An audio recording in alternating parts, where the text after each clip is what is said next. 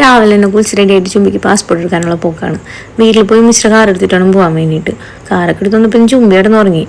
ബ്ലോക്കിലൂടെ ഞങ്ങൾ അങ്ങനെ പാസ്പോർട്ട് ഓഫീസിലേക്ക് എത്തി. ഞാൻ പാസ്പോർട്ട് എടുക്കാൻ നേരത്തെ വേറെ എവിടെയായിരുന്നു ഓഫീസ്, ഇപ്പോൾ വേറെ എവിടെയോ ആണ്.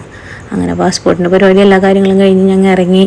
വീട്ടിലേക്ക് പോകണ വഴി അവന് ഫുഡൊക്കെ കൊടുത്ത്, കാരണം രാവിലെ തന്നെ ഇറങ്ങിയാൽ ഒന്നും കഴിച്ചിട്ടുണ്ടായിരുന്നില്ല. അങ്ങനെ പറൂര് എത്തിയപ്പോണ്ട് ചേട്ടാ ജ്യൂസി, ഞാൻ പറൂരതിന് മുന്നേ ജ്യൂസ് കണ്ടിട്ടില്ല കേട്ടോ. അക്കുവാണെങ്കിൽ ജ്യൂസ് അഡിക്റ്റാണ്. അപ്പോൾ കണ്ണൂരായിരുന്നപ്പോൾ എപ്പോഴും ജ്യൂസിൽ പോകുമായിരുന്നു അത്രയെന്നാണ് പറയണത്. ഞാനാകെ ഒരു പ്രാവശ്യം ജ്യൂസിൽ പോയിട്ടുള്ളൂ, അതങ്ങ് കണ്ണൂർ വെച്ചിട്ടാണ്. അന്നും കഴിച്ചത് ഈ സെയിം സാൻഡ്വിച്ച് തന്നെയാണ്. പക്ഷേ വ്യത്യാസമുണ്ട് കേട്ടോ, അവിടുത്തെ സാൻഡ്വിച്ച് നല്ല ടേസ്റ്റ് ഉണ്ടായിരുന്നു, അത് പോരാ. പിന്നെ ഓർഡർ ചെയ്തതെന്ന് വെച്ചിട്ടുണ്ടെങ്കിൽ ഞങ്ങൾക്ക് ഫ്രൂട്ട് സലാഡും എനിക്ക് ഫലൂദയാണ്.